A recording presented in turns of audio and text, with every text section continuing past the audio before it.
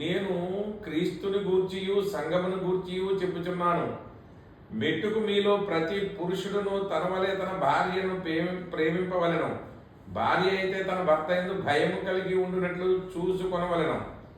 పిల్లలారా, ప్రభువునందు మీ తల్లిదండ్రులకు విధేయులయ్యుండుడి, ఇదే ధర్మము.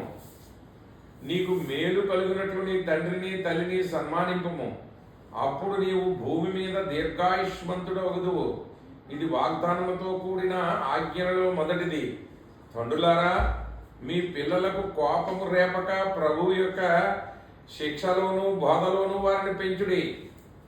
దాసులారా, యథార్థమైన హృదయం గలవారై భయముతోనూ వణుకుతోనూ క్రీస్తుకు వలె శరీర విషయమై మీ యజమానులైన వారికి విధేయులై ఉండుడి. మనుష్యులను సంతోషపెట్టువారు చేయునట్లు కంటికి కనబడుటకే కాక క్రీస్తు దాసులమని ఎరిగి దేవుని చిత్తమును మనఃపూర్వకముగా జరిగించుచు మనుష్యులకు చేసినట్లు కాక ప్రభువులకు చేసినట్టే ఇష్టపూర్వకముగా సేవ చేయుడి. దాసుడైనను స్వతంత్రుడైనను మీలో ప్రతి వాడును ఏ సత్కార్యము చేయుదునో దాని ఫలము ప్రభువులను పొందునని మీరు ఎరుగుదురు. యజమానులారా, గాను నిర్దోషమైనదిగాను మహిమగల సంఘముగాను ఆయన తన ఎదుట దానిని నిలబెట్టుకొనవలనని వాక్యముతో ఉదక స్నానము చేత దానిని పవిత్రపరిచి పరిశుద్ధపరచుటకై దాని కొరకు తన్ను తాను అప్పగించుకొనను. అటువలనే పురుషులు కూడా తమ సొంత శరీరం వలె తమ భార్యలను ప్రేమింపబద్ధులై ఉన్నారు. తన భార్యను ప్రేమించువాడు తన్ను తాను ప్రేమించుకొనిచున్నాడు. తన శరీరమును ద్వేషించువాడు ఎవడునూ లేడు గాని ప్రతివాడును దాన్ని పోషించి సంరక్షించుకొనును. మనము క్రీస్తు శరీరమునకు అవయవములై ఉన్నాము కనుక అలాగే క్రీస్తు కూడా సంఘమును పోషించి సంరక్షించుచున్నాడు. ఈ హేతువు చేత పురుషుడు తన తండ్రిని తల్లిని అవివేకులు కాక ప్రభు యొక్క చిత్తమేమిటో గ్రహించుకొనుడి. మరియు మద్యముతో మత్తులై ఉండకూడదు, దానిలో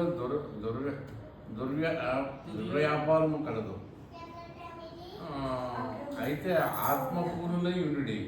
ఒకరినొకడు కీర్తనలతోనూ సంగీతములతోనూ ఆత్మ సంబంధమైన పాటలతోనూ హెచ్చించుచు మీ హృదయములలో ప్రభువును గూర్చి పాడుచు కీర్తించుచు మన ప్రభు అయిన యేసుక్రీస్తు పేరట సమస్తమును గూర్చి తండ్రి అయిన దేవునికి ఎల్లప్పుడూ కృతజ్ఞతాస్తుతులు చెల్లించుచు క్రీస్తునందను భయముతో ఒకరినొకడు లోబడి ఉండి.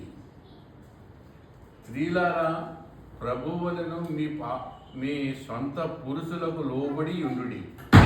క్రీస్తు సంబంధమునకు శిరస్సై ఉన్నది, క్రీస్తు సంఘమునకు శిరస్సై ఉన్నది. చదువుతాను అక్కడి నుంచి.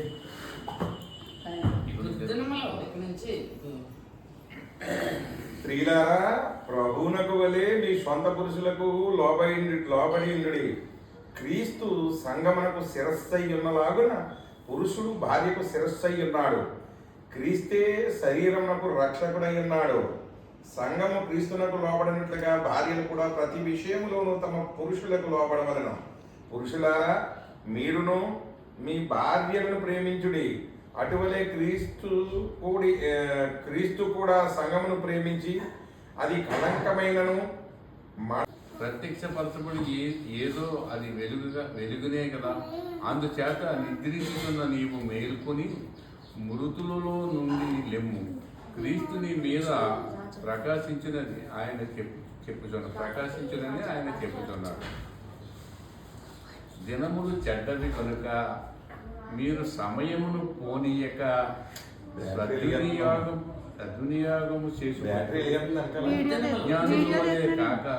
జ్ఞానుల వలె నడుచుకున్నట్లు జాగ్రత్తగా చూసుకునండి.